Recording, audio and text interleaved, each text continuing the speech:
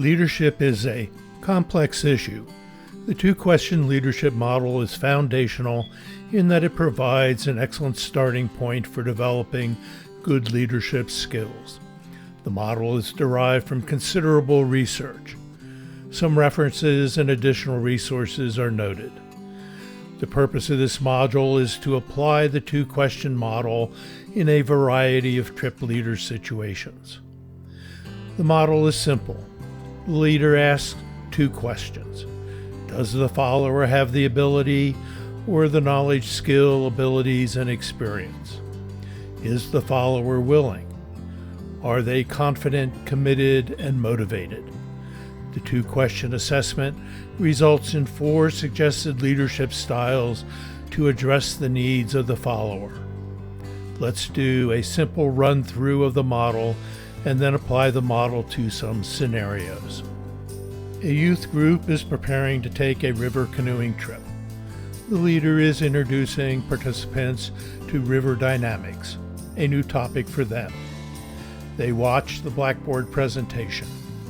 Being new, the students are unable and low on providing feedback. Directive: the leader explains the anatomy of an eddy to the group of participants. The lecture format is high on task and low on relationship. A youth group is practicing maneuvers for their upcoming river trip. Completing an eddy turn, one of the youths asks the leader for feedback, noting that, "Entering the eddy, I almost tipped over." The comment suggests the youth is unable and seeks feedback. Instructional: the leader asks some questions and provides suggestions. It is the night before the big river trip. The youth group has practiced their paddling skills. Apprehensive, a youth expresses her concern about paddling tomorrow. She notes, "I'm not sure I want to go on the trip tomorrow." The instructor assesses that she has the ability, but is unsure of herself. The youth needs encouragement, and the leader focuses on reassuring and providing socio-emotional support. As the shuttle is being run, the group is sitting on the shore waiting to begin the trip. A youth comments, "We practiced enough for this trip. I'm raring to go." The leader assesses the youth is both able and willing to go on the trip. He adds that he is raring to go too.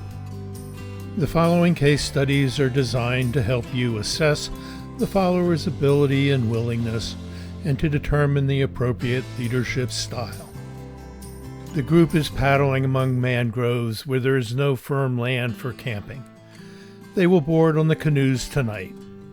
The participant looks at the leader askance and responds, "We have never boarded. How do you do it?" What is your assessment and suggested leadership style? Clearly, the participants are unable. Participants need to be told how to board the canoes. The leader pulls out a diagram of the boarding process.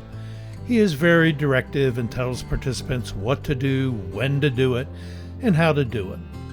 They need high task and low relationship. They may even lack confidence.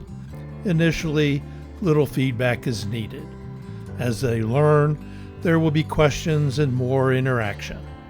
If you had instructional as your leadership style, it is okay, because as the group learns, they will most likely gravitate to that leadership style. It is the following evening. Again, there are mangroves and no solid land available. The leader announces that they will board again for the evening and asks the group if they can set up camp. One student replies that it is a labor-intensive process, but they should be able to do it. They did it last evening. What is your assessment of ability, willingness, and your suggested leadership style? They have the knowledge, skills, and experience from the previous evening. The participants' comments suggest that they are able and willing. The leader will use an observed leadership style and temporarily move to one of the other leadership styles as needed.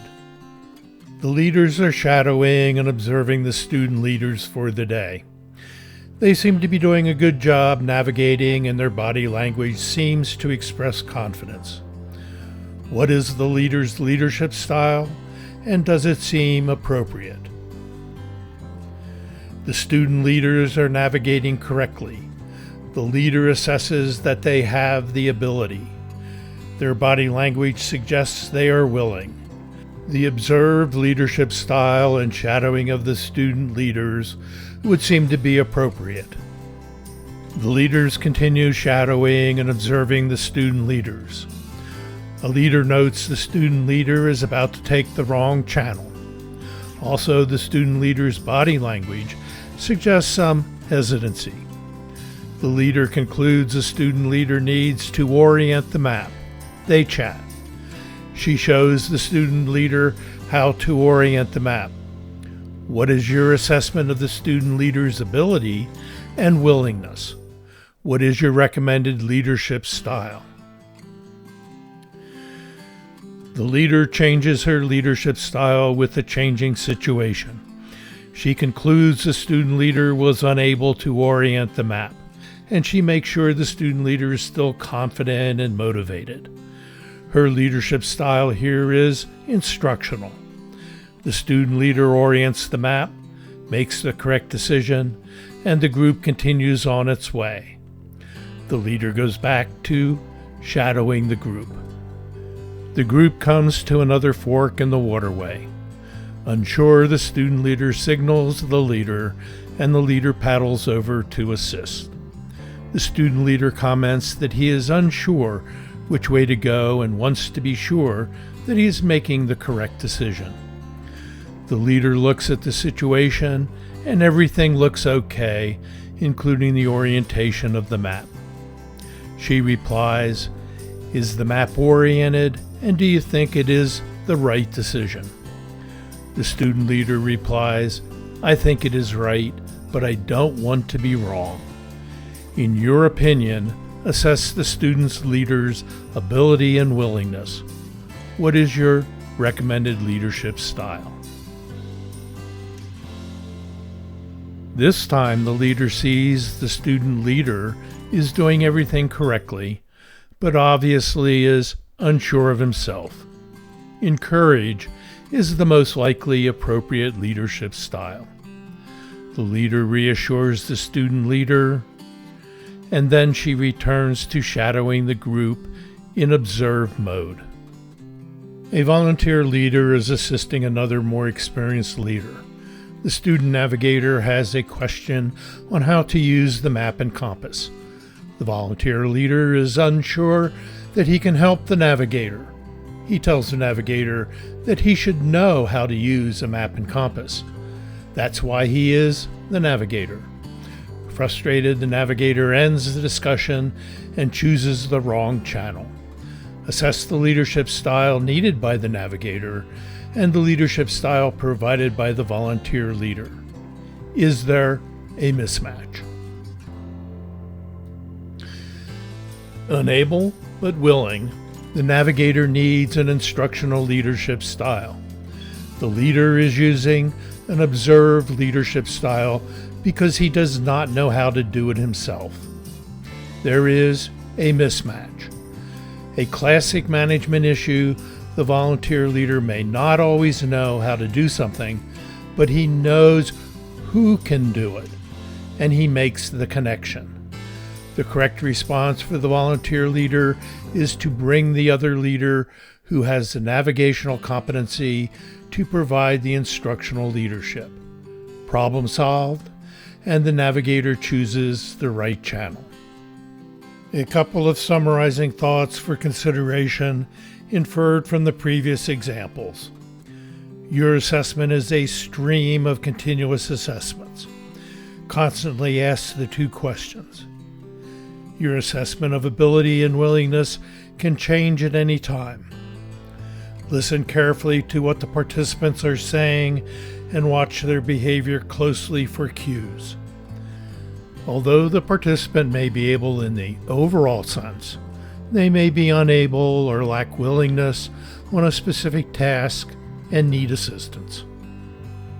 Change your leadership style to match the needs of your follower. Leadership is complex, but the two-question leadership model provides a good foundation to build upon.